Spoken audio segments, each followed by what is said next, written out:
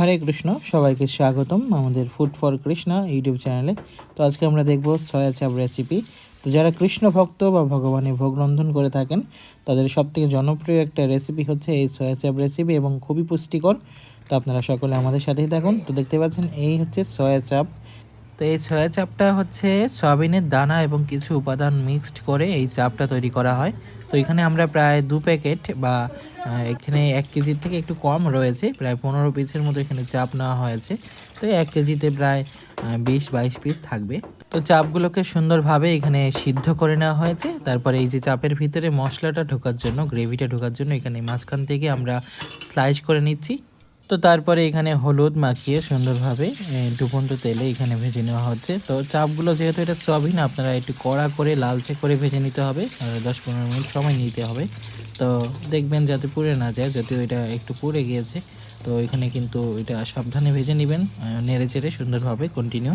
তো আমাদের চাপগুলো ভাজা হয়ে গেছে, খুব সুন্দরভাবে দেখতে পাচ্ছেন লালচে লালচে হয়ে গেছে।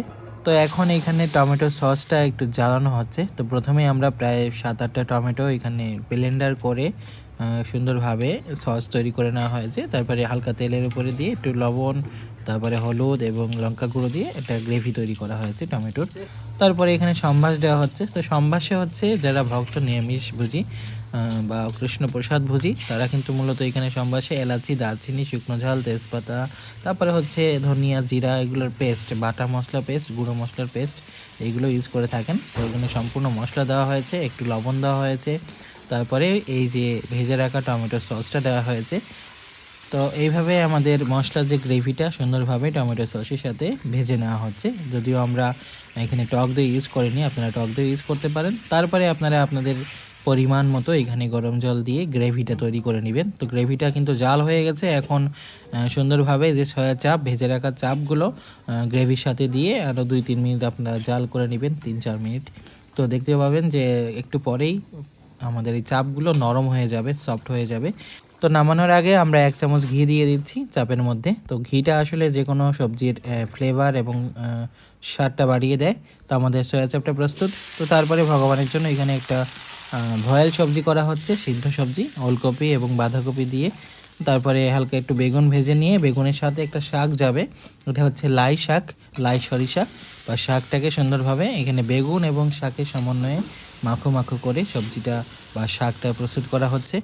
তো তারপরে আমাদের বয়েল সবজিটা এখানে সিদ্ধ হয়ে এসেছে। এখন নামানোর পরে এখানে সম্বাস দেওয়া হবে।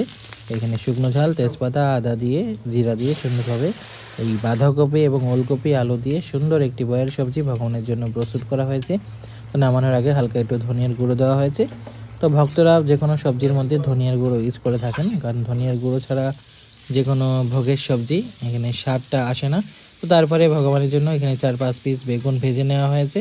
ব্যাস, এখন ভগবানের ভোগ সাজানো হবে। তো ভগবানের ভোগে সমস্ত আইটেমগুলো দেওয়া হয়েছে, সয়া চাপটা দেওয়া হয়েছে। এখন ভগবানকে ভোগ নিবেদন করা হচ্ছে লাস্টে নুন লঙ্কা দিয়ে এবং ঘি দিয়ে। তো এখন ভগবানের ভোগ দর্শন করুন। জয় মহাপ্রসাদ কি জয়। তো আপনারা আপনাদের গৃহে ভগবানকে ভোগ নিবেদন করুন, মহাপ্রসাদ গ্রহণ করুন। হরি বল, মহাপ্রসাদ কি।